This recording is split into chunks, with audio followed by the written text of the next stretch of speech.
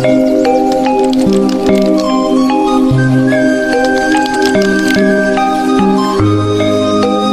warahmatullahi wabarakatuh. Saya mau menceritakan sejarah singkat dari Kerajaan Samudra Pasai, Kerajaan Malaka, dan juga Kerajaan Aceh Darussalam. Yang pertama, Kerajaan Samudra Pasai. Kerajaan Samudra Pasai terletak di sebelah utara Perlak yang berbatasan dengan Selat Malaka.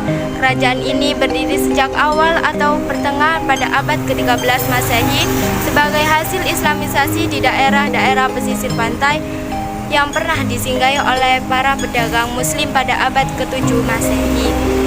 Kerajaan ini dikuasai oleh dua dinasti. Yang pertama ialah Meurahir.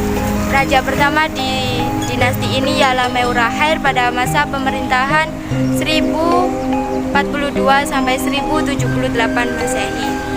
Dinasti yang kedua ialah Meurasilu. Sultan pertama di dinasti ini ialah Meurasilu dengan gelar Sultan Malik As-Soleh dengan masa pemerintahan 1285 sampai 1297 Masehi. Yang kedua, Kerajaan Malaka. Kerajaan ini didirikan oleh Pangeran Parameswara yang berasal dari Sriwijaya Palembang.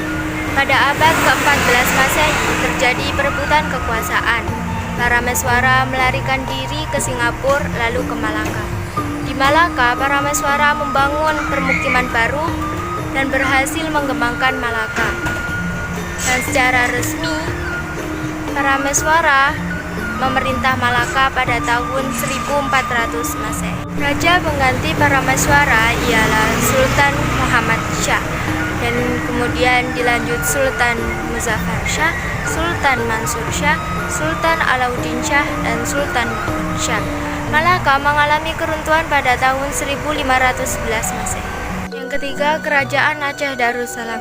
Kerajaan ini muncul sebagai kekuatan baru di Selat Malaka sekitar abad ke-16 Masehi. Ali Muhammad Shah adalah pendiri sekaligus raja pertama Aceh yang memerintah pada tahun 1514 sampai 1528 Masehi.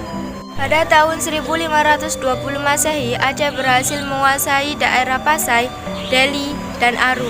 Penguasaan daerah tersebut membuat Aceh dapat mengontrol daerah dengan penghasilan lada dan emas. Setelah Sultan Ali wafat, tahta kerajaan beralih ke Sultan Salahuddin. Dalam pemerintahannya, Aceh mengalami kemunduran drastis. Sultan Alauddin Riayat Shah Al-Qohar berhasil merebut kekuasaan, dan pada saat itu Sultan Salahuddin digantikan oleh Sultan Alauddin dalam memerintah. Aceh mengalami masa keemasan di bawah pemerintahan Sultan Iskandar Muda. Kerajaan ini bertumbuh besar dan berhasil menguasai jalur perdagangan alternatif.